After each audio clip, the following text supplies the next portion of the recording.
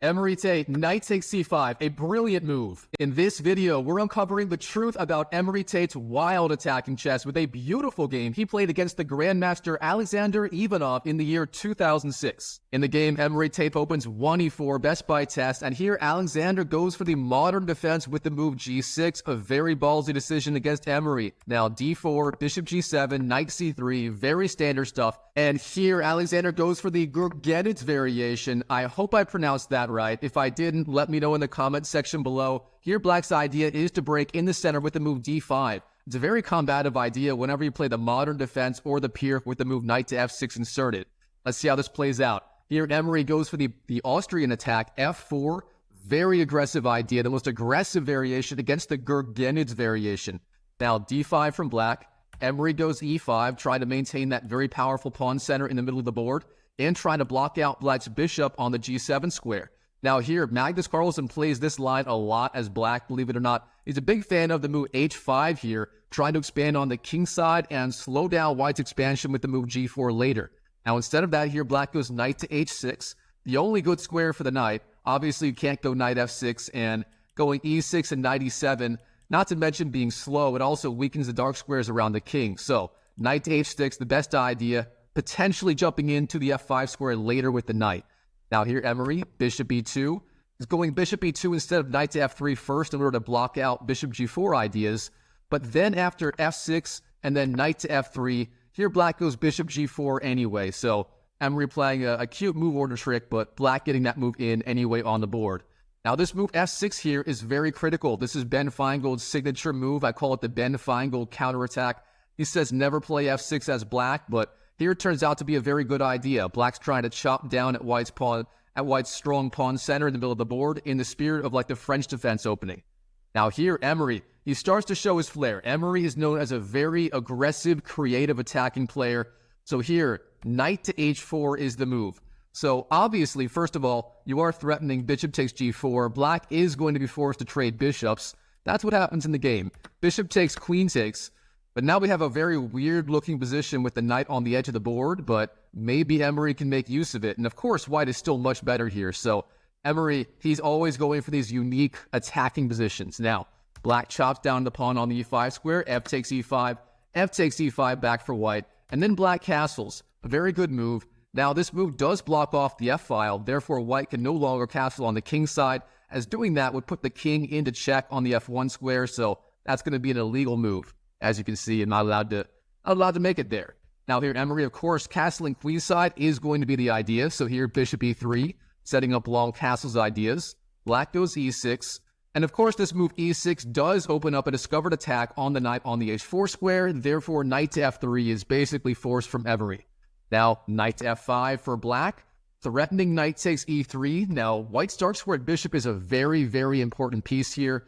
Of course, Black's dark squared bishop is covering the king side. However, in the future, White may want to do something like queen d2 and bishop h6. That is the classic queen-bishop battery you use to fight against a king-side fianchetto setup. So here, Emory, he keeps the bishop on the board. Bishop g5, very interesting move. Of course, the computer said long castles right away was an okay idea, but I quite like this move by Emory, putting pressure on the queen immediately. Now here, Black has a few different good squares for the queen. For example, queen c7 and queen b6 try to target the pawn on b2 are both very, very playable. However, here instead, Black plays a little bit of a mistake. Queen to a5. Now, the problem with this move is White has a whole bunch of different ideas. In the future, he may go bishop d2, setting up discovered attacks on the queen. But instead, here, Emory finds the strongest move in the position. This move shocked me when I first saw it. g4, immediately expanding on the king side and knocking back that knight on the f5 square. So the knight has to go back to h6, knight to h6, and now, of course, that knight is threatening the g4 pawn. But here, Emory ignores it. He retreats the bishop back to the d2 square, bishop d2 on the board, setting up that attack on the queen on the a5 square. Now, of course, if the queen doesn't move anywhere, then ideas like knight to e4 or perhaps other squares are possible, and there would be that discovered attack with the bishop on the queen. So Black has to move the queen. Black goes queen b6, trying to put pressure on the b2 pawn in the spirit of, say, the poison pawn variation of the Najdorf Sicilian. But here, this is actually a very weak move. Knight to a4 from Emory. a very good defensive move, defending the pawn on b2, but also offensive, targeting the queen and setting up knight to c5 ideas. And that's what happens here. Queen b5 from black, offering the queen trade, and here knight to c5 for Emory. Now Emory has that knight targeting both b7 and the e6 pawns. If black trades queens, then one of those pawns is going to fall. There's no way to defend everything. So here, black goes all in. Queen takes b2 in the spirit of that Najdorf poison pawn variation. And here, white simply goes rook d1. Keeping the rook alive. Of course, the problem with this move is white can no longer castle and is going to have to prove compensation for that missing pawn. All right, here, black goes rook to e8, defending the pawn on the e6 square. And of course, that b7 pawn is still defended by the queen on the b2 square.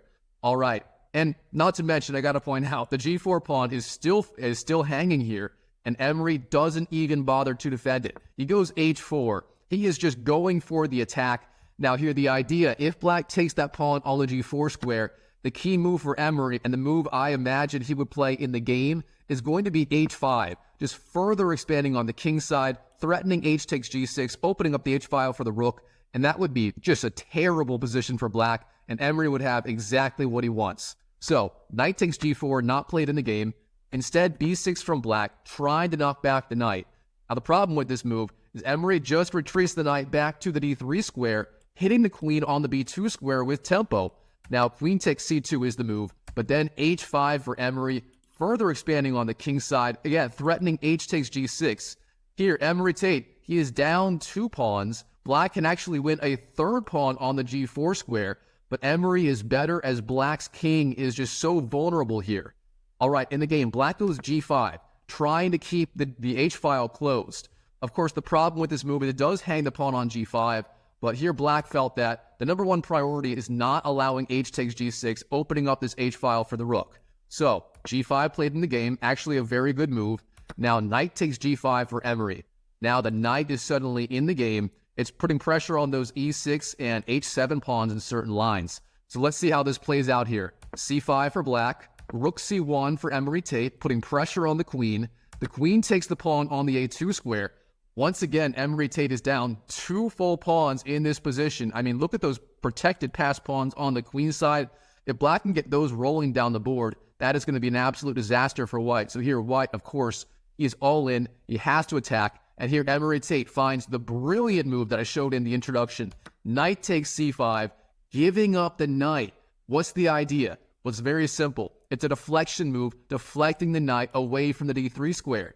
If black takes the knight, which is not a particularly good move, then the winning idea for white, and literally the only good idea, and I'm sure Emory would have found this, is queen to d3, threatening queen takes h7.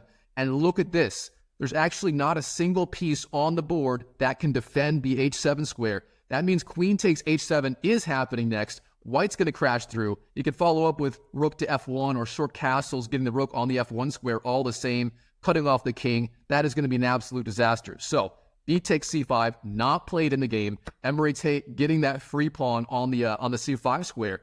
Instead, knight to f7 on the board for Alexander Ivanov, trying to knock off one of white's attacking pieces here, try to reroute the knight to a better square.